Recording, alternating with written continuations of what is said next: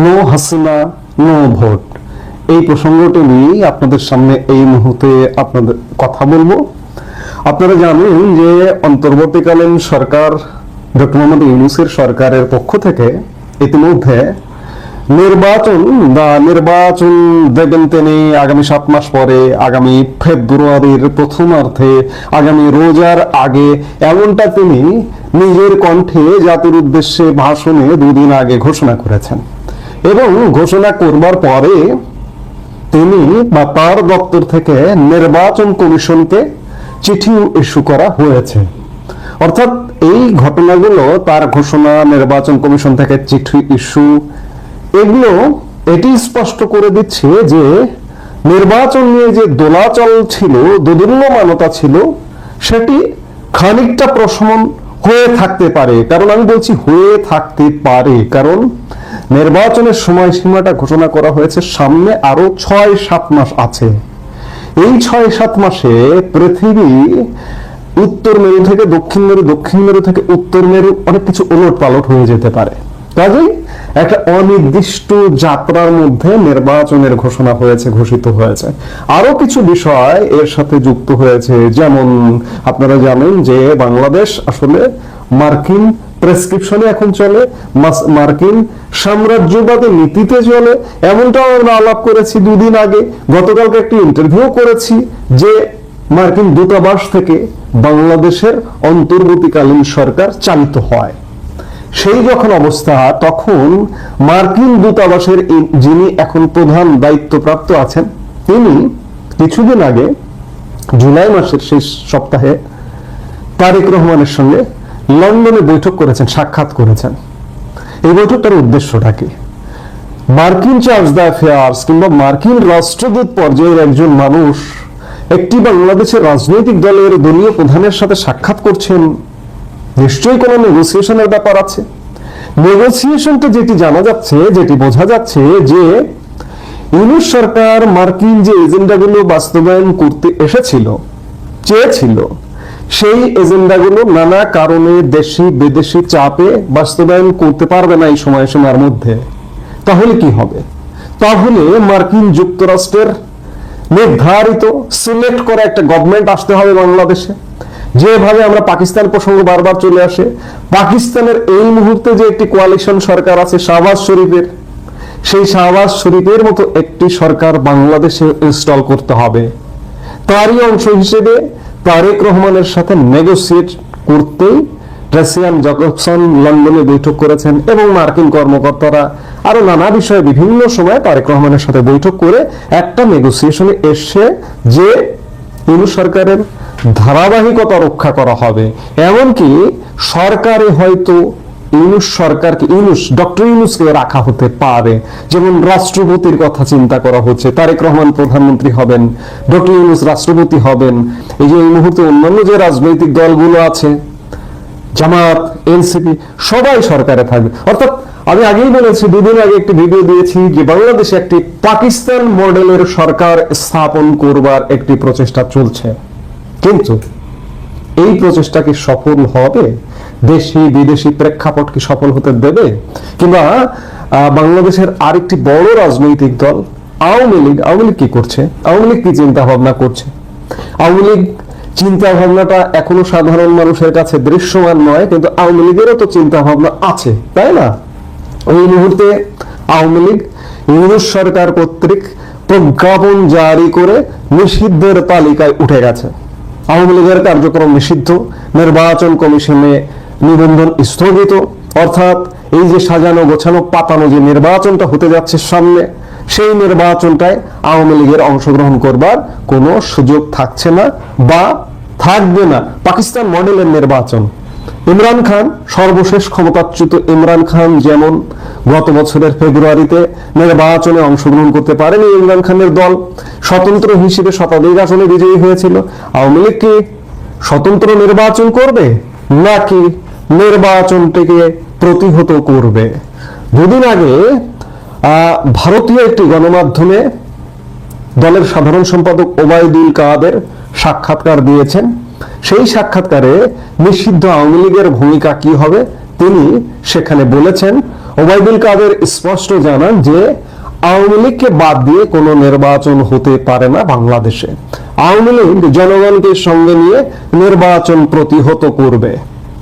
ভারতীয় সেই গণমাধ্যমকে সাধারণ সম্পাদকের ঘোষণার সঙ্গে সঙ্গতি রেখে আওয়ামী লীগের এক সাংগঠনিক সম্পাদক সুজিত রায় নন্দী দলের কেন্দ্রীয় নেতৃত্বের সভায় বলেছেন, নো হাসিনা নো ভোট। আমি এই নো হাসিনা নো ভোটকে নিয়েই আজকে আলাপের শিরোনামটা করেছি। এই হলো আমাদের আগামী দিনের স্লোগান। সুজিত রায় নন্দী এটি বলেছেন। তিনি অবশ্য বৈঠকে এর সঙ্গে যোগ করেন ইয়েস হাসিনা ইয়েস ভোট, অর্থাৎ হাসিনা তথা আওয়ামী লীগকে সঙ্গে নিয়ে ভোট করতে হবে, তাছাড়া ভোট হবে না। ভার্চুয়াল বৈঠক ডাকা হয়েছিল ইউনূস সরকারের 1 বছর পূর্তিকে সামনে রেখে। দিনটি আওয়ামী লীগ কালো দিবস হিসেবে পালন করে, অর্থাৎ 8 তারিখে 1 বছর পূর্তি উপলক্ষে আওয়ামী লীগের একটি ভার্চুয়াল বৈঠক অনুষ্ঠিত হয়েছে। সেই বৈঠকে এই আলাপগুলো হয়েছে।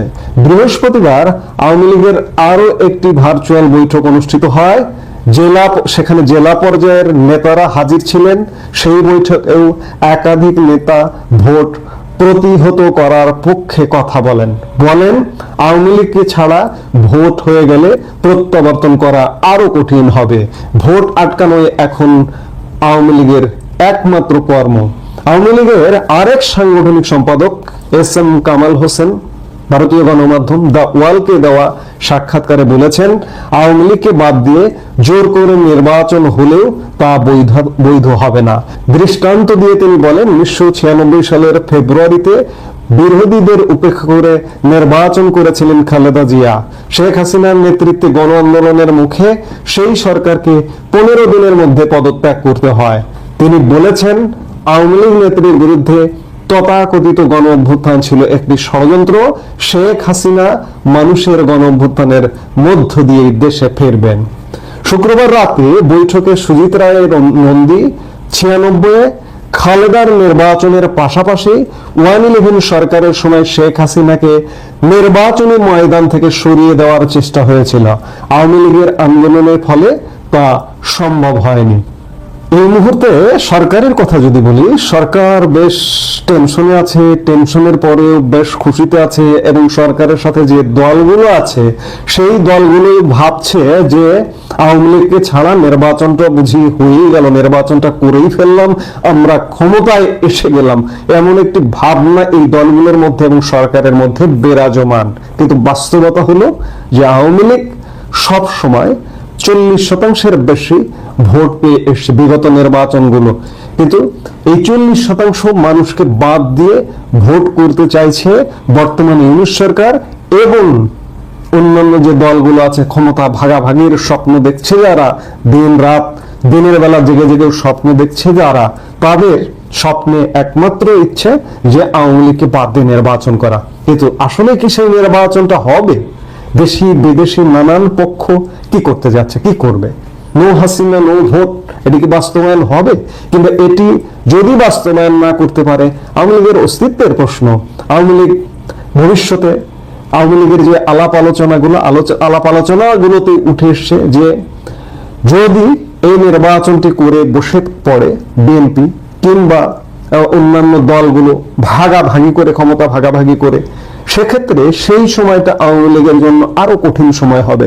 এখনকার যে অত্যাচার, নিপীড়ন, নির্যাতন, এই অত্যাচার, এই নির্যাতনের চেয়ে 1000 গুণ নির্যাতন, নিপীড়ন বেড়ে যাবে। এখনকার নিপীড়নটা হচ্ছে নানামুখী। আসলে কে কাকে নির্যাতন করছে? জামাত করছে, বিএনপি করছে, নাকি এনসিপি করছে, নাকি কারা করছে, এরকম। কিন্তু তখন একটি সরকার ক্ষমতায় থাকবে, সরাসরি সরকারি নির্যাতন, একটা দলীয় সরকার ক্ষমতায় থাকবে। সোজা কথাই যদি বলি যে সরকারি নির্যাতনে আওয়ামী লীগের বংশ নির্বংশ করে দেবার একটা প্রচেষ্টা হবে। এই ভয়েও কিন্তু ভীত আওয়ামী লীগ, এই শঙ্কায় শঙ্কিত কিন্তু আওয়ামী লীগ নেতারা, যার দরুন নো হাসিনা নো ভোটের ডাকের দিকেই তারা যাচ্ছে। এবং সামনের দিনগুলোতে রাজনীতি সত্যিকার অর্থে কঠিন থেকে কঠিনতর যে হবে এটি বলার অপেক্ষা রাখে না। আজকে আলোচনা আছে দেশে যে আরেকটি হয়তো 1-11 আসবে বা আসার সম্ভাবনা আছে। বাংলাদেশ কিন্তু সেদিকেই এগুচ্ছে, সেদিকেই যাচ্ছে। আপনাদের মনে আছে 1/11 2007 সালে যে 1/11 সরকারটি এসেছিল, সেই সরকারটির সময়ও কিন্তু বিএনপি জামাত জোট ক্ষমতায় ছিল।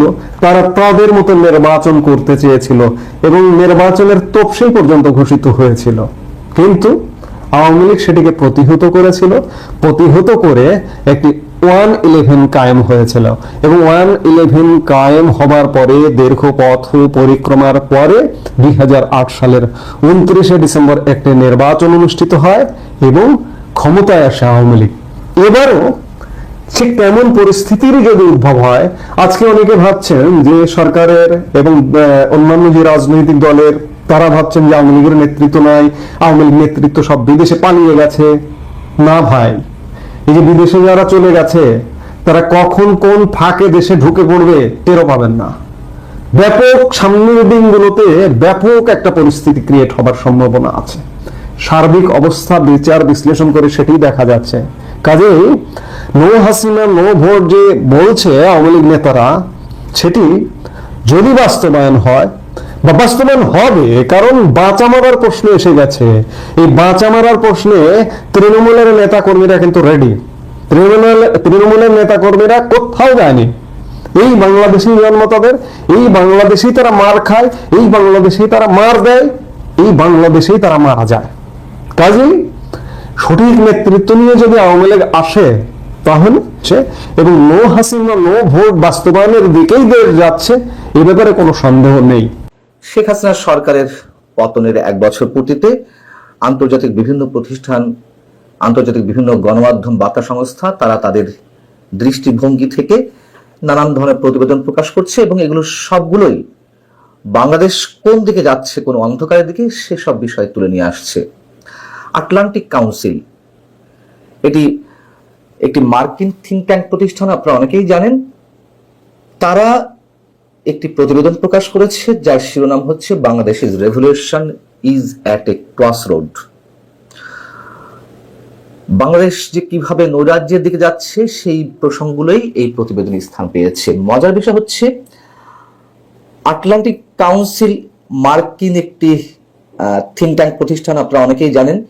এই প্রতিষ্ঠানের সাউথ এশিয়া সেন্টারের সিনিয়র ফেলো হচ্ছেন ডক্টর আলী রিয়াজ, আমাদের সংবিধান সংস্কার কমিশনের যিনি প্রধান ছিলেন এবং এই মুহূর্তে জাতীয় ঐকমত্য কমিশনের ভাইস চেয়ারম্যান। তিনি আটলান্টিক কাউন্সিলের যে ওয়েবসাইট তাতেই একটি আর্টিকেল লিখেছিলেন, প্রতিবেদন দিয়েছিলেন 2024 সালের 7 আগস্ট, শেখ হাসিনা সরকারের পতনের 2 দিন পরে। তার সেই লেখাটির শিরোনাম ছিল Hasina is out, Yunus is in, here are the 3 biggest factors to watch in Bangladesh. অনেক কিছু লিখেছেন, পড়ে দেখতে পারেন। মজার বিষয় এই জন্য বলছিলাম, সেই আটলান্টিক কাউন্সিলে 1 বছর পর এসে ডক্টর মোহাম্মদ ইউনুস সরকারের সম্পর্কে যেই মন্তব্যগুলো করা হয়েছে মোটামুটি একেবারে ইউটার্ন বলা যেতে পারে।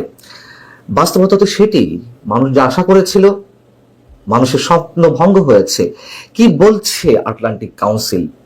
এখানে বলা হচ্ছে, আমি এই দীর্ঘ একটি লেখা এর অংশ বিশেষ আপনাদের সামনে তুলে ধরছি, ব্যাখ্যার মোটামুটি খুব একটা প্রয়োজন হবে না, আমি একটু বলি আপনাদের সামনে। এখানে বলা হচ্ছে যে বিপ্লবের বর্ষপূর্তির সময় বাংলাদেশের নাগরিকরা এটিকে পকেট মার হিসেবে দেখছেন। চরমপন্থীরা শক্তিশালী হয়েছে, সংখ্যালঘু নির্যাতন বেড়েছে, রাজনৈতিক প্রতিদ্বন্দ্বীদের লক্ষ্যবস্তু করা হচ্ছে এবং অর্থনৈতিক অবস্থা টালমাটাল। জাতিকে গণতন্ত্রের দ্বার প্রান্তে নয় বরং নৈরাজ্যের দ্বার প্রান্তের দিকে ঠেলে দেওয়া হচ্ছে। আটলান্টিক কাউন্সিলের এই প্রতিবেদন বলছে 5 আগস্ট 2024 হাসিনা পতনের পরপরই যা যা উল্লেখ করা হলো সংক্ষেপে, এর সবকিছুই জলজল করে উঠেছিল প্রথম দিকে। ধর্মীয় চরমপন্থীরা দেশ জুড়ে ভাস্কর্য এবং শিল্পকর্ম ভেঙে ফেলে।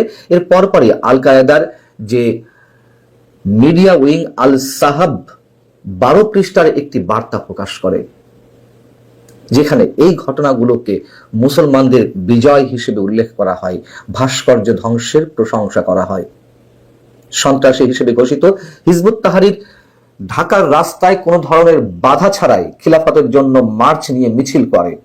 যদিও আমরা দেখেছি পরবর্তীতে সেই মিছিলে পুলিশ একটু আক্রমণ করে, চারিদিকে সমালোচনার ঢেউ যখন ওঠে তখন। যাই হোক, এখানে বলা হচ্ছে অন্তর্বর্তীকালীন সরকারের প্রাথমিক পদক্ষেপ ছিল আল কায়েদা অনুমোদিত আল আনসার আল ইসলামের শীর্ষ নেতা জসিমউদ্দিন রহমানের বিরুদ্ধে অভিযোগ প্রত্যাহার করা। শীর্ষ জঙ্গি সহ 15,000-এরও বেশি বন্দী দ্রুত জামিনে মুক্তি পেয়েছে। সারা দেশে সমন্বিতভাবে কারাগার ভাঙার ঘটনায় 98 জন দোষী সাব্যস্ত ইসলামী সন্ত্রাসী কারাগার থেকে পালিয়ে যায়। আর এখন রাস্তায় জিহাদি পতাকা উঠছে, কর্তৃপক্ষ অন্যদিকে তাকিয়ে আছে উদাসীনতার ভাব করে। অন্তর্বর্তীকালীন সরকারের প্রধান উপদেষ্টা মোহাম্মদ ইউনূস যদিও মুখে বলছেন বাংলাদেশে উগ্রবাদ পুনরুত্থিত হবে না, কিন্তু বাস্তবতা বলছেন ভিন্ন কথা। এখানে বলা হচ্ছে যে জুলাই আন্দোলনে নারীদের একটি বড় অংশ সামনের কাতারে ছিলেন শেখ হাসিনা বিরোধী আন্দোলনে, অথচ তারাই এখন মৌলবাদী শক্তির উত্থানে প্রথম আক্রান্তের শিকার।